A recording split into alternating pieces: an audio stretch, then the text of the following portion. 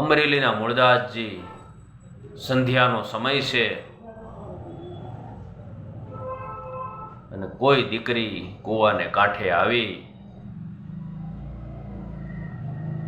અને આપઘાત કરવાનો વિચારી રહી છે. ત્યારે મૂળદાસજીની નજર ગઈ, સાંજનું ટાણું હતું. હે બેટા, હે દીકરી, બાપુ શું કરું? મારા પેટમાં બીજાનું પાપ છે. દીકરા, તું બે જીવને શું કામ મારવા જઈ રહી છો? બાપુ, હવે બીજો કોઈ રસ્તો નથી. અને ત્યારે ઓલી આ પુરુષે એટલી વાત કરી હતી કે દીકરા,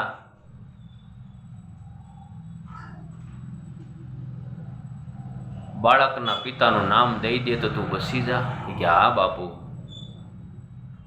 તો જા અમરેલીની બજારમાં જઈને કહી દેજે બાળકનો પિતા મૂળદાસ છે. આ સંતોની તાકાત તો તમે જુઓ. એને દેહ ભાવ નહોતો, આત્મા સ્વરૂપે વર્તાતા ત્યારે આ કામ થાય.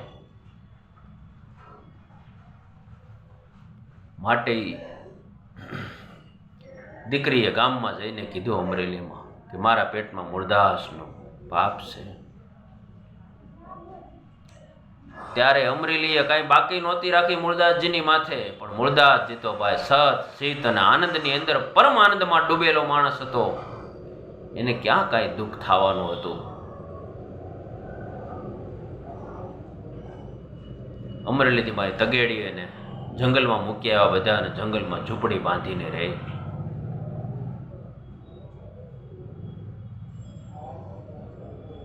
એને એમ થયું કે જામનગરના મહારાજાએ મારી કંઠી બાંધેલી છે. એ તો સમજદાર છે ને, એ તો ગામ ધણી કહેવાય, મહારાજા કહેવાય, એ તો સમજતા જ હોય ને. ફરતા ફરતા જામનગર આવે છે મૂળદાસજી અને વાત કરે છે કે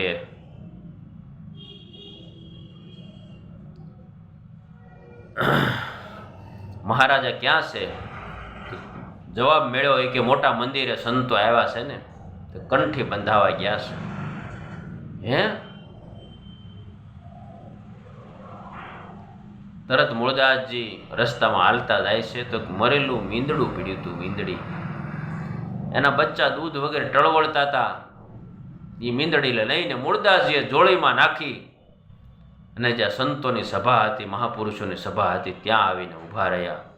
પણ લોકો ભાળી ગયા કે એ મૂળદાસ આવ્યા, મૂળદાસ, મૂળદાસના એ પાપિયા છે. ત્યારે સંતોએ કીધું એને કાંઈક કામ હશે એટલે આવ્યા હશે, અને અંદર આવવા ગયો. અને ત્યારે મૂળદાસજી અંદર ગયા અને બધા મહાપુરુષોને કીધું કે હું બીજા કામ માટે નથી આવ્યો, પણ આ રસ્તામાં મીંદડું પીડ્યું હતું, એના બચ્ચા દૂધ માટે ટળવળતા હતા, એટલા માટે હું આવ્યો છું. તો આને કોઈ સજીવન કરી આપો ને. સભાની અંદર કાપે તો લોહી ન નીકળે એવી પરિસ્થિતિ થઈ ગઈ કે આ શું કર્યું મૂળદાસે? આપ તો બધા મહાપુરુષ છો, એટલું કામ નહીં કરી આપો? અને તમારથી ન થાય તો લાવો કમંડળ, હું કરી આપું. અને ત્યારે હાથમાં કમંડળ લીધું અને મૂળદાસજી અહમ બ્રહ્મસ્મી બોલે અને જેવું મીંદડા ઉપર પાણી છાંટ્યું ને મીંદડી ઉપર, તરત આળસ મરડીને મીંદડી બેઠી થઈ અને દોડવા લાગી. ત્યારે સભા સ્તબ્ધ રહી ગઈ અને એ જામનગરના મહારાજાએ મૂળદાસજીના પગ પકડી લીધા. બાપુ, મારી ભૂલ થઈ ગઈ, મને કંઠી બાંધો. પણ પછી મૂળદાસ ઊભા ન રહ્યા, હાલવા માંડ્યા. એ કે સમય સમયનો ખેલ હોય છે મહારાજા, કાબે અર્જુન લીટો વહી ધનુષ વહી બાણ. બોલો, આવા મહાપુરુષો ભારત વર્ષની અંદર થઈ ગયા.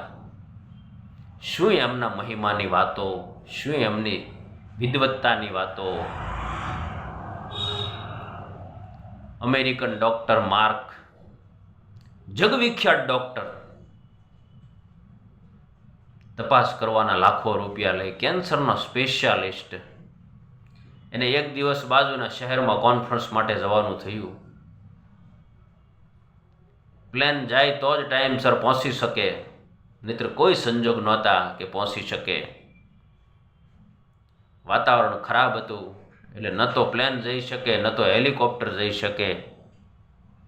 ફોર વ્હીલમાં તો ભાગ્યે જ ડૉક્ટરને બેસવાનું આવતું, કાં પ્લેન હોય અને કાં ફોર વ્હીલ ગાડી હોય, હેલિકોપ્ટર હોય.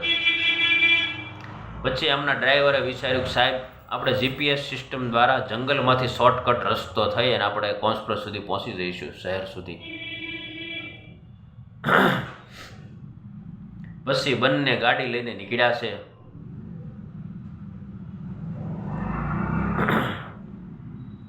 વરસાદની ઝરમર ઝરમર વરસાદ ચાલુ છે, પણ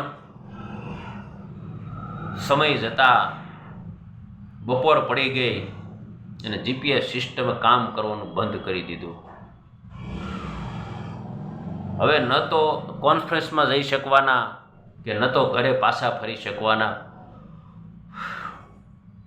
ડૉક્ટરે કીધું કે ડ્રાઈવર, મને ભૂખ બહુ લાગી છે. સાહેબ, દુનિયાનો બેતાજ બાદશાહ હોય ને પણ ભૂખનું દુઃખ કોઈથી સહન નથી થતું. આવી પરિસ્થિતિ નિર્માણ થઈ.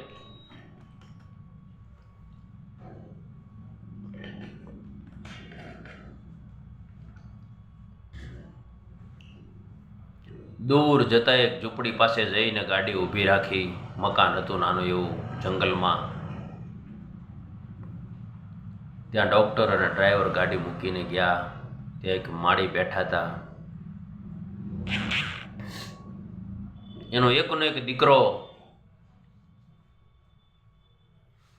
ઘરમાં સૂતો હતો અને કેન્સરના રોગથી પીડાતો હતો. પણ માળીએ કાંઈ વેદના એને દેખાવા દીધી નહીં. ડૉક્ટર કે માળી મારે જમવું છે. માળીએ ગરમા ગરમ જમવાનું કરી આપ્યું ડૉક્ટર અને ડ્રાઈવર જમવા બેઠા. અને જમતા જમતા પૂછ્યું કે માળી કાંઈ તમે દુઃખી હોય એવું લાગો છો?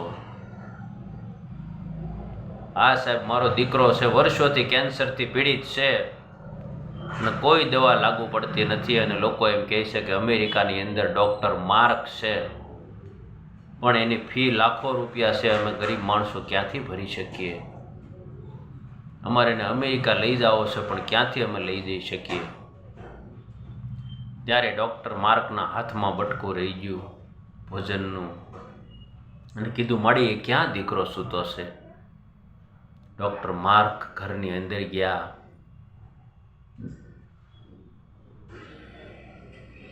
અને જોયું તો દીકરો સૂતો છે. અને ડૉક્ટર માર્કે કીધું કે ભગવાન, તે મને અહીં સુધી લાવવા માટે મારો પ્લેન ખરાબ કર્યું, વાતાવરણ બગાડ્યું, હેલિકોપ્ટર ન હાલ્યું, કારથી આવ્યા, કાર પણ સિસ્ટમ બંધ કરી દીધી. તારી કળાનો કોઈ પાર નથી, તારી કળાનો કોઈ પાર નથી. ભક્તો, ભગવાન ધારે ને એ કરી શકે. આપણી મેમરી કેટલી ઘડી હકારવી ને એ ભગવાનને ખબર છે, બાકી બીજા કોઈની તાકાત નથી. આવા વાતો અને વિચારો વચ્ચે ડૉક્ટર માર્કે કીધું કે માળી, એ ડૉક્ટર માર્ક બીજું કોઈ નહીં, એ હું પોતે